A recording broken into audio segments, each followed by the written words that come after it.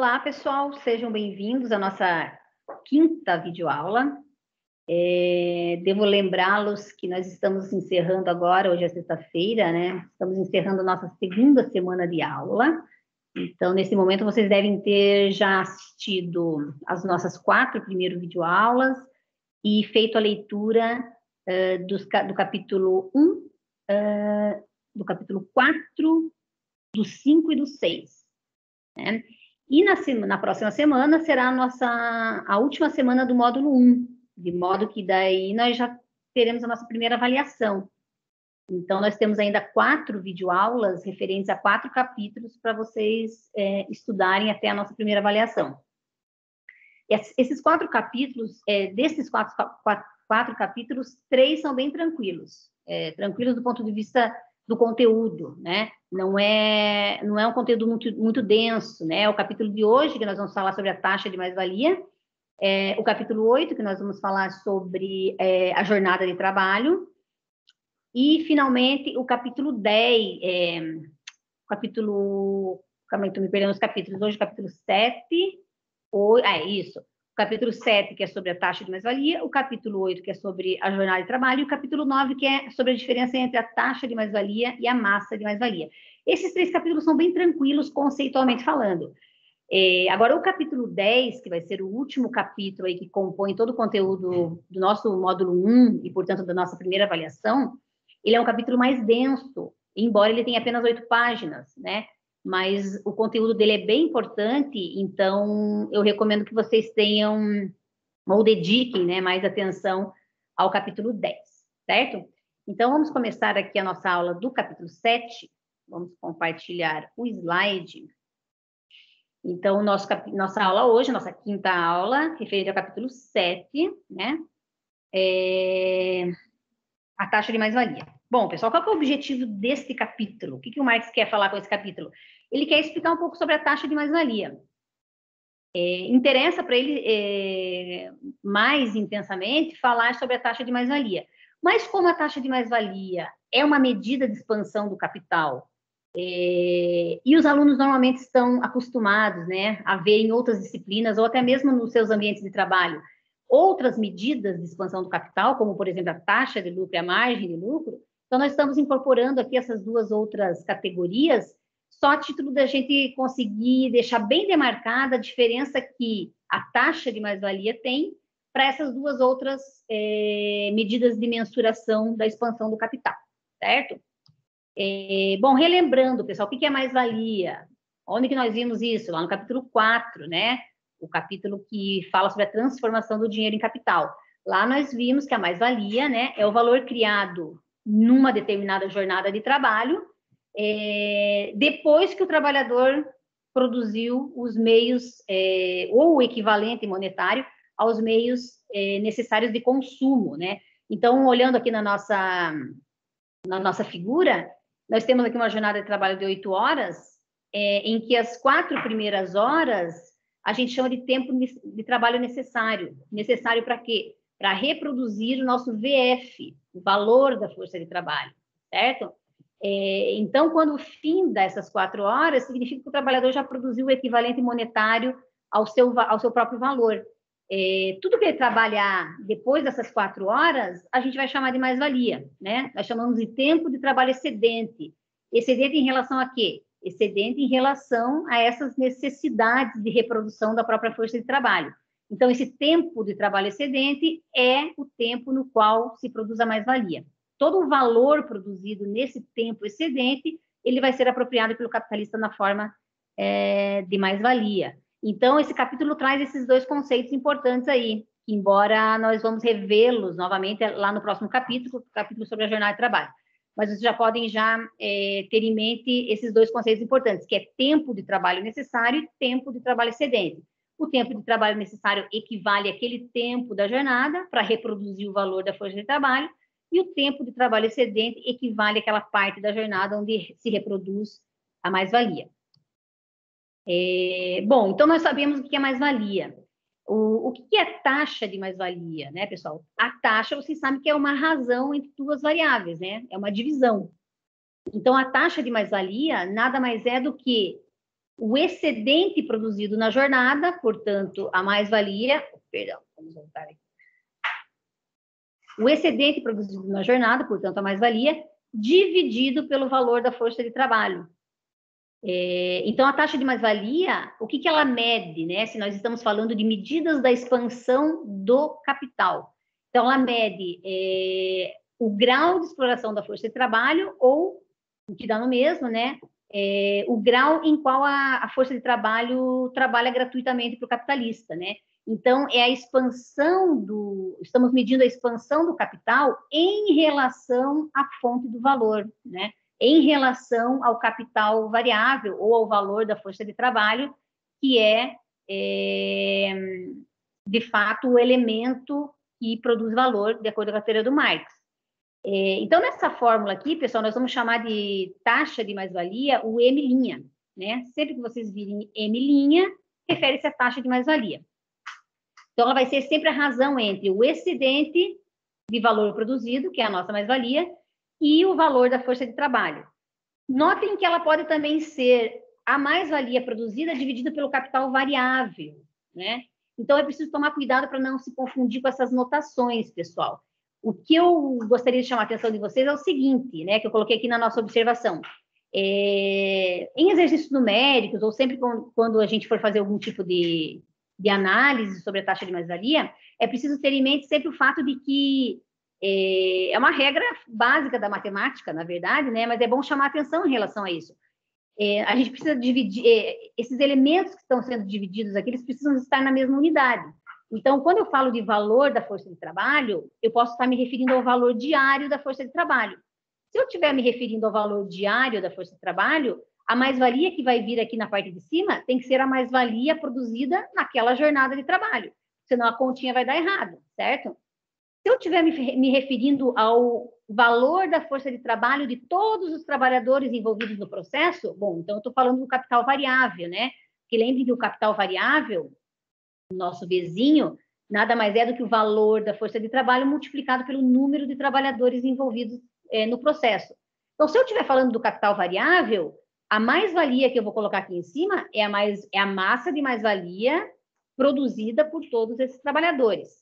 Então, quero só chamar atenção para esse fato, porque pode ser que a anotação possa levar vocês a algum tipo de engano. Prestem sempre atenção. Lembrem sempre da regra básica da matemática, que é preciso dividir variáveis que estão na mesma unidade, certo? Bom, então isso aqui é a nossa taxa de mais-valia. Então, a taxa de mais-valia é uma medida de expansão do capital, mas uma medida de expansão do capital em relação à própria fonte do valor, né? Em relação ao valor da força de trabalho. Quanto que se produziu de excedente em relação ao capital variável empregado. Existe uma outra forma de apresentar a taxa de mais-valia que tem uma vantagem do ponto de vista analítico, né? Que é essa daqui. Ao invés da gente... A gente pode dizer que a mais-valia, ela é o quê? Ela é o valor novo criado na jornada de trabalho, que eu estou chamando de WJ. Lembrem que eu tinha inicialmente nas minhas primeiras aulas chamado de L, mas para compatibilizar as notações com o professor Tipola, eu vou, a partir de agora, sempre chamar de WJ. É o valor novo criado. O valor novo criado numa jornada de trabalho, quando eu subtraio o valor da força de trabalho, o que me sobra é a mais-valia, tá? Então, se eu usar, na nossa formulazinha aqui, ao invés de usar o M propriamente dito, usar essa formulação aqui, né? O valor novo criado na jornada menos o valor da força de trabalho, nós também temos uma forma alternativa de analisar a taxa de mais-valia. E ela é interessante por quê? Porque a gente consegue enxergar nela, né, o que acontece se a gente mudar algumas variáveis. Então, por exemplo, o que acontece se eu aumentar a jornada de trabalho? O que acontece com a taxa de mais-valia? O que acontece com a taxa de mais-valia se eu reduzir o valor da força de trabalho, né? Se eu pagar para a força de trabalho um equivalente monetário menor. Então, aqui no quadrinho eu coloquei só 3 exemplos para a gente ver isso. Então, imagine que, inicialmente, o valor novo criado na jornada seja 9. Portanto, essa jornada tem uma duração de 9 horas, né? Dessas 9 horas, 4 são tempo de trabalho necessário, que eu preciso para reproduzir o valor da força de trabalho.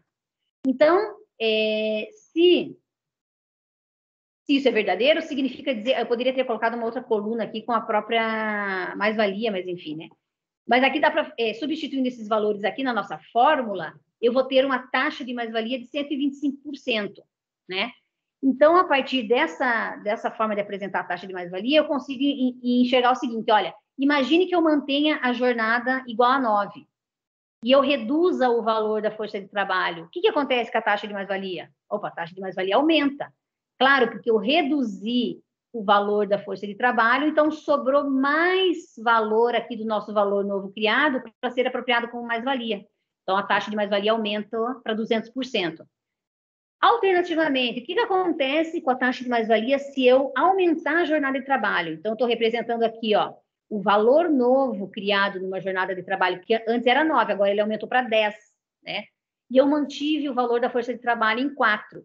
Então, o que acontece se aumentar a jornada de trabalho? A taxa de mais-valia aumenta dos 125 iniciais aqui para 150, tá? Então, nós temos essas duas formas alternativas aí para a gente analisar a taxa de mais-valia. Outra coisa que os alunos me perguntam sempre é da onde o Marx tira, né, a taxa de mais-valia de 100%, né, que é a taxa de mais-valia que ele mais usa nos exemplos dele. Normalmente vocês vão observar que na leitura dos capítulos ele cria os exemplos, a construção teórica, sempre com base numa taxa de mais-valia de 100%, na maior parte das vezes, né. Pode ser que ele tenha, eventualmente, feito algum cálculo, né, com os dados das empresas que ele costumava analisar, mas, a rigor, isso é apenas um instrumento metodológico, pessoal, é uma taxa arbitrariamente escolhida, né? Porque para a gente saber efetivamente a taxa de mais-valia de uma empresa, de um setor ou mesmo de um país, a gente precisa saber os resultados específicos dessa empresa, desse setor ou desse país. A gente precisa ter os dados em mãos, né? Então, a gente sempre, para construir os nossos exemplos, a gente supõe uma determinada taxa de mais-valia. E eu até cheguei a calcular a taxa de mais-valia para o Brasil, me cobrem que depois eu faço uma videoaula extra para vocês verem as dificuldades metodológicas de se fazer esse cálculo e o valor que eu encontrei para esse cálculo, tá? Para a taxa de mais-valia do Brasil. Mas o que eu quero chamar a atenção aqui de vocês é o seguinte, os alunos, eles sempre se perguntam, mas aonde que saem esses valores? Não, pessoal, esses valores a gente, a rigor, cria arbitrariamente para a gente poder construir a nossa análise. Se vocês tiverem dados de empresas reais, né, e queiram tentar calcular a taxa de mais-valia, a gente pode fazer esse exercício em alguma das nossas aulas ao vivo, certo?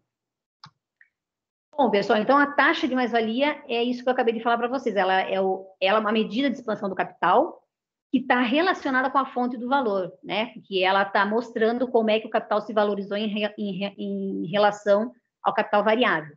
E o que é a taxa de lucro, né? A taxa de lucro a gente vai chamar de L', né? Para não confundir. Então, a taxa de lucro é uma medida que o capitalista conhece mais de perto, né? Na verdade, a mais-valia, a taxa de mais-valia, o capitalista, se ele nunca estudou a teoria do Marx, ele nem sabe, nunca ouviu falar sobre isso. Mas a taxa de lucro ele conhece, né? Porque ele está interessado em saber, lá no final do ano, quando ele vai fazer o balanço dele, ou até mesmo mensalmente, ele está interessado em saber quanto que valorizou o capital adiantado que ele jogou nesse processo produtivo, né? Então, a taxa de lucro nada mais é do que o excedente produzido, que nós chamamos de mais-valia, dividido agora não só pelo capital variável, mas pelo capital total adiantado. Então, o que era o nosso capital total adiantado? O C mais o V. Lembrem que o C é o capital constante, e o capital constante é composto pelo capital constante fixo e pelo capital constante circulante, mais o nosso V, que é o capital variável, que ele refere-se ao valor da força de trabalho multiplicado pelo número de trabalhadores envolvidos nesse processo. Então, notem que aqui eu vou ter uma medida de expansão do valor que não está mais relacionando o excedente exclusivamente à sua fonte do valor. Está relacionando o excedente a todo o capital adiantado, tá? E uma terceira medida de expansão do capital, a gente pode chamar de margem de lucro, né? Vou chamar de G', para a gente não confundir as medidas. Então, a margem de lucro, ela vai medir o grau de expansão do capital em relação ao capital consumido. Então, eu não sei se eu mencionei aqui, ó, que a taxa de lucro mede o grau de expansão em relação ao capital total. E a margem de lucro vai medir a expansão do capital em relação ao capital consumido. Lembram qual que é a diferença entre capital adiantado e capital consumido? A diferença é a depreciação. No capital, vamos voltar aqui, no capital adiantado, nós temos o capital constante completo. Significa dizer que é o somatório total entre o valor do capital, entre o capital fixo e o capital circulante. Né? O capital fixo entra por completo aqui. Já na margem de lucro, não entra o capital fixo, porque eu não consumi ele por completo no processo. Por isso que eu estou chamando de capital consumido. O que eu consumi no processo? Apenas a depreciação do capital fixo. Então, a margem de lucro é uma medida que vai relacionar o excedente, portanto, a mais-valia, com essas partes componentes aqui do capital consumido, certo? Eu fiz aqui nesse slide algumas notações e conceitos das variáveis que nós vimos até agora, né? Depois eu vou disponibilizar lá na plataforma um formulário completo com todas as notações que nós usaremos nos livros 1, 2 e 3. Estou fazendo uma revisão delas para que não fique nenhum erro. Então, eu não postei ainda, mas vai estar lá nos arquivos um formulário completo com essas notações. Então, por enquanto, pessoal, o que nós vimos até agora, desde a primeira videoaula, está registrado aqui para vocês, a notação matemática e o seu conceito resumidinho aqui, caso vocês tenham alguma dúvida, certo? Como eu disse, esse capítulo é bem tranquilo do ponto de vista conceitual, porque o que o Marx está querendo mostrar é apenas o que é a taxa de mais-valia, né? Mas como conclusão, a gente pode tirar uma conclusão que é bem importante aqui, pessoal, que ela tem a ver um pouco também com o modo de investigação do Marx, que é a dialética. O Marx, ele costumava dizer que se a essência e a aparência do fenômeno coincidissem, a ciência se tornaria totalmente dispensável. O que significa isso? Significa dizer que se nós todos enxergássemos os fenômenos tal como eles são, então a gente não precisava de ciência, a gente não precisava pesquisar as coisas, porque tudo apareceria para nós de forma límpida e transparente. Mas não é assim que acontece, né? O que nós enxergamos à primeira vista é a aparência do fenômeno. E muitas vezes esse fenômeno nos aparece de forma bastante caótica, né? A gente fica se perguntando por quê, como é que é possível. Então, ao se perguntar por quê, como é possível, a gente está interessado em investigar mais de perto as causas, né, desse determinado fenômeno. E é o que a ciência faz, né? E é o que o Marx fez para tentar desvendar diversas coisas relacionadas à economia. Então, pessoal, as categorias que nós vimos até agora, a categoria valor, a categoria mais-valia, a própria taxa de mais-valia, são categorias que a gente pode dizer que são categorias da essência do fenômeno, porque são categorias que foram encontradas a partir da investigação que o Marx fez. A taxa de lucro, não, a taxa de lucro, a própria categoria lucro, né? É uma categoria da aparência do fenômeno. Todos já ouvimos falar dessas categorias, né? E elas são as que aparecem para a gente por primeiro, né? Então, uma conclusão importante desse capítulo, e também outros capítulos que o Marx vai reforçar bastante essa ideia, é o fato de que essas categorias da aparência do fenômeno, elas encobrem e mistificam a verdadeira origem, no caso aqui da ciência econômica, né? A verdadeira origem do valor. Por que elas se encobrem e mistificam, né? Enquanto a taxa de mais-valia, ela mostra quanto o capital se expandiu em relação à própria fonte do valor, tanto a taxa de lucro quanto a margem de lucro nos dão a entender que o capital se expandiu de forma indiferenciada em relação aos componentes do capital. Então, faz parecer que tanto o capital constante quanto o capital variável são elementos responsáveis pela expansão desse valor. Quando, na verdade, se nos debruçarmos nessa análise, assim como o Marx fez, a gente vai perceber que não, que a expansão do capital se deu em razão do fato de que a única fonte do valor é o trabalho, e, portanto, em relação ao valor do trabalho que essa medida precisa ser feita, né? Então, essa eu acho que é uma das principais conclusões aí para a gente para a gente tirar desse capítulo, para a gente ter em mente que a gente não pode confundir taxa de mais-valia com taxa de lucro ou com margem de lucro, certo? Então, eu vou ficando por aqui, pessoal. O que nós falamos hoje está aqui no capítulo 7, né, do volume 1 do livro 1 do Capital. E qualquer dúvida que vocês tenham, postem lá na plataforma que nós responderemos na próxima segunda-feira. Vamos encerrar aqui.